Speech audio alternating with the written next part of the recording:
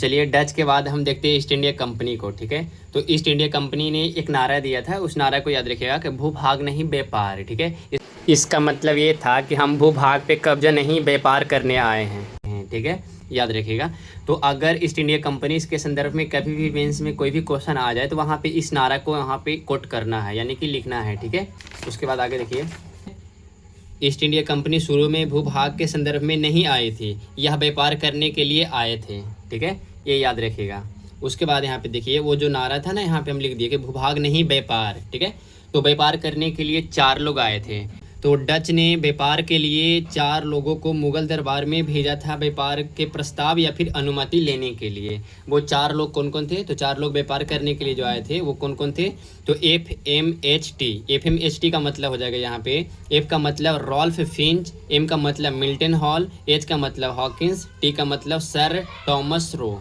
ठीक है, याद रखिएगा। देखिए रॉल्फ फिंच और मिल्टन हॉल जो है ये दोनों अकबर के पास आया था व्यापार के अनुमति के लिए, लेकिन अनुमति नहीं मिला और उन्होंने इसे इन दोनों को वापस जाने के लिए बोला गया कि वापस जाओ। ठीक है, उसके बाद देखिए, लेकिन यहाँ पे एक पॉइंट याद रखिएगा कि जो मिल्टन हॉल है ना, ये स्थल मार्ग से आया था और बाकी के जो 3 हैं फिंच, हॉकिंस और टॉमस, ये तीनों समुद्र मार्ग से आया था। ठीक है, याद रखिएगा। तो रॉल्फ फिंच और मिल्टन हॉल तो अकबर के पास गया था। ठीक है, लेकिन जो हॉकिंस और टॉमस है ये दोनों जहांगीर के पास गया था। ठीक है, तो ये दोनों जहांगीर के पास आया था। जहांगीर ने हॉकिंस को कहा कि आप सूरत में फैक्ट्री खोल लो। ठीक है, लेकिन लोकल व्यापारी ने विरोध किया तो इसे भी रिजेक्ट कर दिया गया प्रस्ताव को। याद रखिएगा कि हॉकिंस और टॉमस रो जो है जहांगीर के पास गया था व्यापार के अनुमति के लिए, तो जहांगीर ने तो अनुमति कुछ हद तक दे दिए थे। जहांगीर ने बोला, हॉकिंस को कहा कि आप सूरत में फैक्ट्री खोल लो, लेकिन वहाँ के जो लोकल व्यापारी थे उन्होंने विरोध किया और जब विरोध करने के दरमियान क्या हुआ कि इसे रिजेक्ट कर दिया गया, इस प्रस्ताव को भी। ठीक है, तो यहाँ पे भी ये प्रस्ताव खारिज हो गया। उसके बाद यहाँ पे देखिए कि जो टॉमस रो है ना, तो टॉमस रो को जहांगीर ने अजमेर में मुलाकात के बाद व्यापार की अनुमति दे दी है सूरत में। ठीक है, कि आप सूरत में फैक्ट्री खोल लो। ठीक है, याद रखिएगा। और हॉकिंस के बारे में थोड़ा सा एक पॉइंट यहाँ याद रखिएगा, ये जो हॉकिंस है ना, इसको मुगल दरबार में पहली बार आधिकारिक रूप से नियुक्त किया गया था। ठीक है, याद रखिएगा। उसके बाद देखिए यहाँ पे, देखिए ये भारत है और ईस्ट इंडिया कंपनी का जो टारगेट था ना, ये गुजरात था। ठीक है, सूरत, याद रखिएगा, क्योंकि यहाँ पे संघर्ष की स्थिति बहुत कम थी। ठीक है, उसके बाद देखिए आगे, अगर ईस्ट इंडिया कंपनी से रिलेटेड कोई क्वेश्चन आ जाए मेंस में तो उसका बना बनाया एक भूमिका होना चाहिए। ठीक है, इंट्रोडक्शन।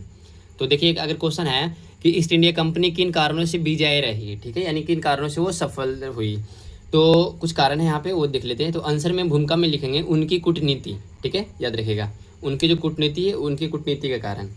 तो याद रखिएगा कि भूमिका में क्या लिखेंगे कि उन्होंने सबसे पहले नारा दिया था कि हमें भूभाग नहीं व्यापार चाहिए।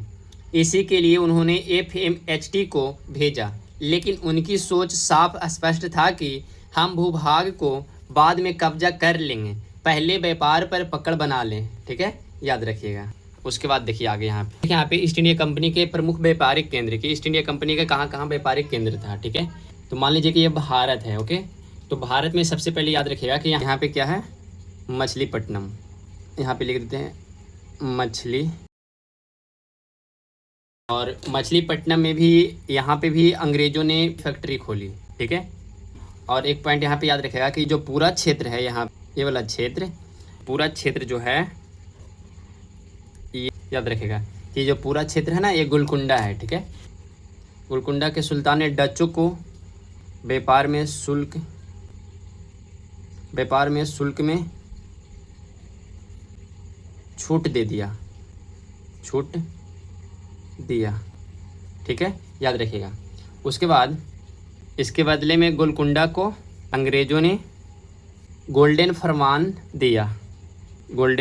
दिया। ठीक है, याद रखिए, यानी कि गोलकुंडा के सुल्तान ने अंग्रेज़ों को व्यापार करने में शुल्क में छूट दे दिया। ठीक है, और उसके बदले में अंग्रेज़ ने क्या किया कि गोलकुंडा को गोल्डन फरमान दिया। ओके, याद रखिएगा। तो जी से गोलकुंडा और जी से गोल्डन फरमान। ठीक है, इसका हो जाएगा यहाँ पे जी से गोलकुंडा और यहाँ से जी से गोल्डन फरमान। ठीक है, दोनों याद रखिएगा, जी। उसके बाद यहाँ पे देखिए यहाँ है मद्रास, ठीक है। ये पूरा ये क्षेत्र मद्रास का है। तो मद्रास में क्या है कि चंद्रगिरी के राजा यहाँ पर राज करते थे। और एक चंद्रगिरी के जो राजा थे कौन थे, तो विजयनगर के उत्तराधिकारी था, ठीक है। और यहाँ पे गुजरात में जो ईस्ट इंडिया कंपनी है तो इसका मेन टारगेट था गुजरात, ठीक है। यहाँ पे गुजरात है क्योंकि यहाँ पे संघर्ष की स्थिति कम थी, इसीलिए ईस्ट इंडिया कंपनी ने सबसे पहले गुजरात को अपना टारगेट बनाया, ठीक है। तो ईस्ट इंडिया कंपनी है, ये 4 लोग को भेजे थे, याद रखिए, व्यापार करने के लिए 4 लोग को, FMHT, यही 4 लोग को व्यापार करने के लिए भेजा था। 4 लोग सूरत के लिए मुगल दरबार में गया था।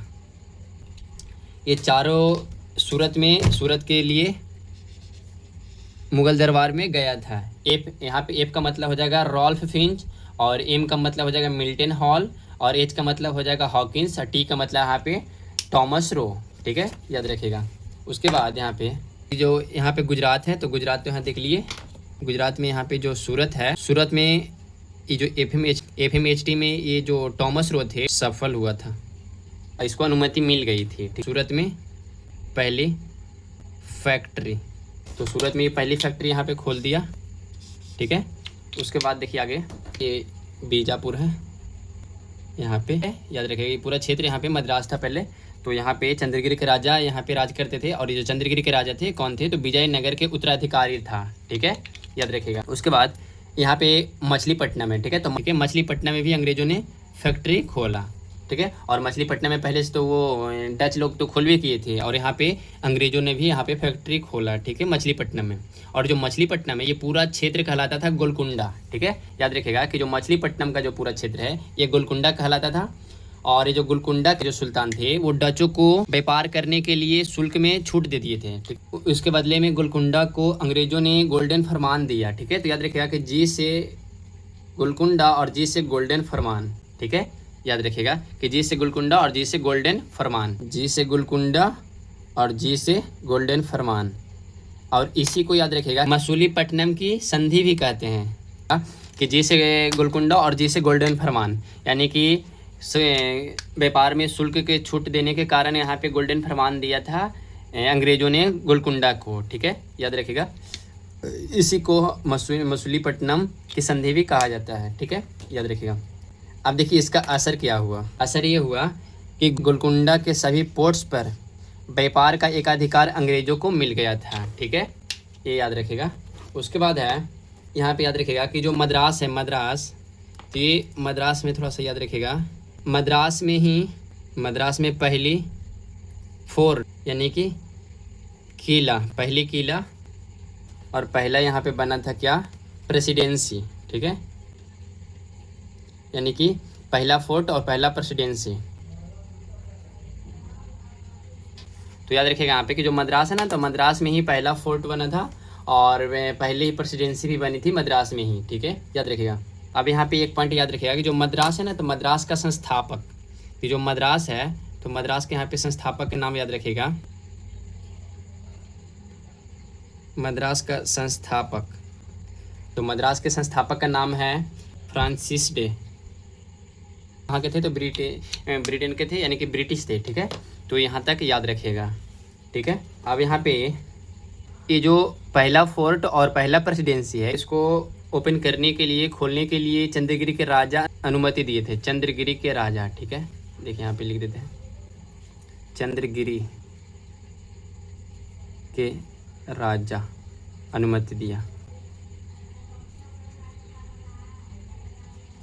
ठीक है। तो चंद्रगिरी के राजा यहाँ पे अनुमति दिए। उसके बाद देखिए यहाँ पे, अब यहाँ पे देखिए, मान लीजिए ये भारत है, ठीक है, और यहाँ पे बंगाल है। तो ये बंगाल जो है ना, पहले का पश्चिम बंगाल, बिहार, बांग्लादेश और उड़ीसा, ये चारों को मिलाकर के एक बंगाल था, ठीक है, याद रखिएगा। और बंगाल की सबसे पहली फैक्ट्री हुगली में लगाई थी, ठीक है। यहाँ पे देखिए कासिम बाजार, ठीक है, ये याद रखिएगा मछलीपट्टनम वाला, कि जी बराबर जी, यानी कि गोलकुंडा गोल्डन फरमान, ठीक है, ऐसे रिविजन करने के लिए यहाँ पे हम लिख दिए। उसके बाद देखिए यहाँ पे मद्रास, तो मद्रास में पहला फोर्ट और पहला प्रेसिडेंसी चंद्रगिरी के राजा अनुमति दिया, ठीक है, याद रखिएगा। और ये जो पहले का जो बंगाल था आर्थिक रूप से संपन्न था, राजनीतिक रूप से सुरक्षित था, समुद्री तट पर होने का फ़ायदा मिल रहा था इसको, ठीक है। कलकत्ता इनका हेडक्वार्टर यानी कि मुख्यालय बन गया, ठीक है। विलियम फोर्ट कोलकाता में बनाया गया और कोलकाता के संस्थापक जो है, तो कोलकाता के संस्थापक का नाम है जॉब चॉर्नक। उसके बाद देखिए यहाँ पे गुजरात, यहाँ पे गुजरात में सूरत में पहली फैक्ट्री खोला था, ठीक है। तो बम्बई में क्या था कि अंग्रेज़ों की टकसाल थी, ठीक है, बम्बई में, ठीक है। उसके बाद देखिए यहाँ पे PYQ है BBI कि 1623 तक सूरत, भड़ौच, अहमदाबाद, आगरा और मसूलीपट्टनम में फैक्ट्री स्थापित किया, ठीक है, याद रखिएगा।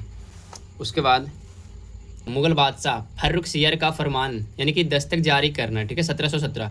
मुग़ल सत्ता के लिए आर्थिक संप्रभुता को सीधी चोटी थी, वो था 1717 का फरमान था, ठीक है, याद रखिएगा। यह सबसे बड़ी घटना है जिसने अंग्रेज़ों को अधिक शक्तिशाली बना दिया। 1717 का जो फरमान है, ये 1717 का जो फरमान वाली घटना है, यह सबसे बड़ी घटना है जिसने अंग्रेज़ों को अधिक शक्तिशाली बना दिया, ठीक है, याद रखिएगा। इसमें फर्रुखसियर ने कहा कि आपके ऊपर कोई भी सीमा शुल्क नहीं देगा, ठीक है, याद रखिएगा, नहीं देगा, ठीक है। बम्बई में टकसाल थी, टकसाल यानी कि सिक्का।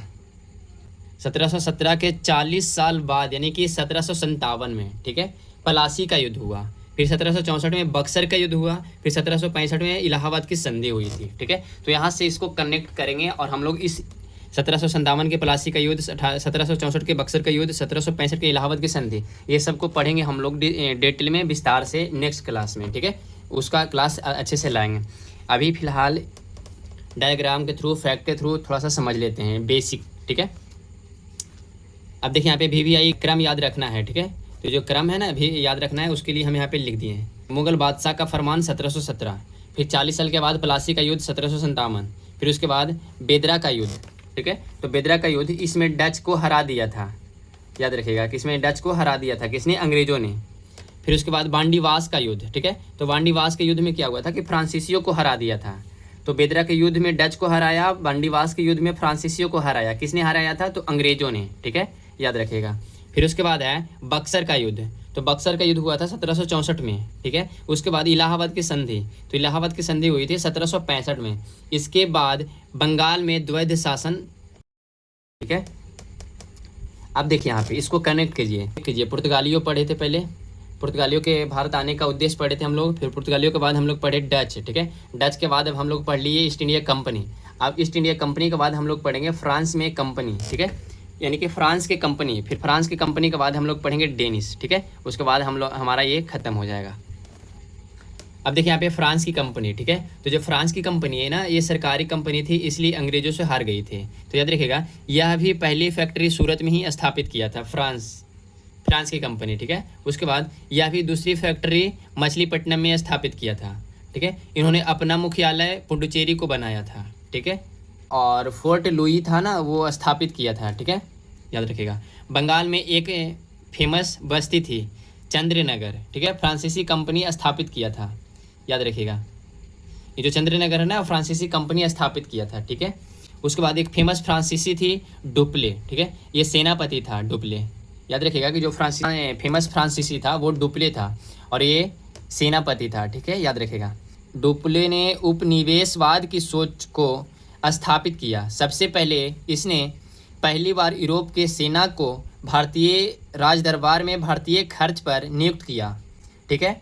कहाँ के सेना को? तो यूरोप के सेना को, ठीक है, याद रखिएगा। यानी कि फिर देखिए, इसी डुप्ले ने सोचा था कि क्यों नहीं हम मुग़ल साम्राज्य के खंडरों पर यूरोपीय साम्राज्य की स्थापना करते हैं।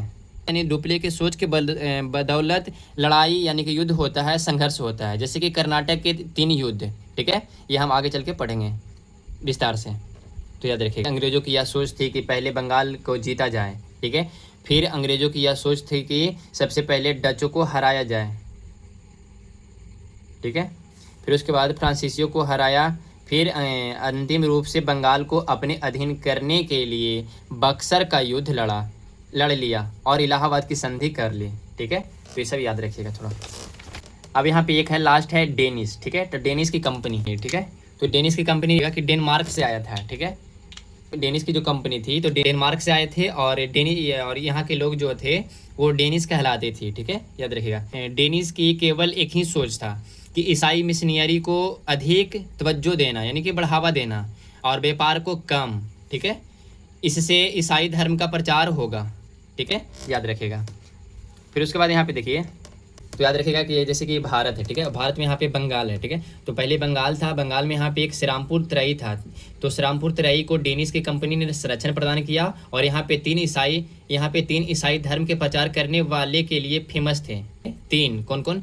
तो विलियम केरे, विलियम वाल्ट और मार्स मेन, ठीक है, ये सब जो थे ईसाई मिशनरी थे, जिसे श्रीरामपुर तराई के नाम से भी जाना जाता है, जानते थे। तो याद रखिएगा कि जो विलियम केरे, विलियम वाल्ट और मार्स मेन, ये जो है ये तीनों ईसाई मिशनरी थे, जिसे श्रीरामपुर तराई के नाम से भी जानते थे पहले, ठीक है। उसके बाद यहाँ पे देखिए, यहाँ पे सब कंपनी को अब एक साथ कनेक्ट कर लेते हैं, ठीक है। देखिए तो कंपनी की सोच, तो पुर्तगालियों का पहला सोच था समुद्र पर नियंत्रण, ठीक है। उसके बाद ईस्ट इंडिया कंपनी का सोच था कि भूभाग नहीं व्यापार, ठीक है। उसके बाद डेनिस का सोच था ईसाई मिशनरी को बढ़ावा देना, व्यापार को कम, ठीक है। उसके बाद डच का सोच था कि मसालों के व्यापार पर एकाधिकार स्थापित करना, पुर्तगालियों को हटा करके, ठीक है। उसके बाद फ्रेंच, तो फ्रेंच जो है सरकारी कंपनी थी, तो ये फ्रेंच एक तरह से सरकारी कंपनी थी, इसलिए अंग्रेजों से हार गई थी।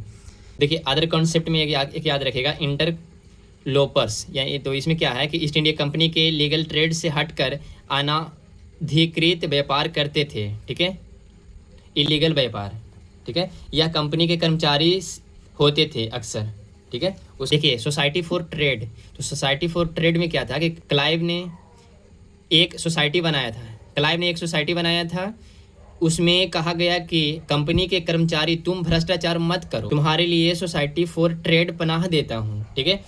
इसमें कुछ वस्तुओं पर व्यापार का एकाधिकार दे दिया, जैसे कि नमक, सुपारी, तंबाकू, ठीक है, याद रखिएगा। फिर उसके बाद यहाँ पे देखिए क्लाइव के काल में हुआ था व्हाइट मेटनी, ठीक है, व्हाइट मेटनी। तो व्हाइट मेटनी में क्या है कि अंग्रेज सैनिकों के द्वारा किया गया विद्रोह है, जिसे दबा दिया गया है, ठीक है, याद रखिएगा। व्हाइट मेटनी याद रखिएगा कि सैनिक के द्वारा किया गया विद्रोह जिसे दबा दिया गया है, ठीक है, याद रखिएगा।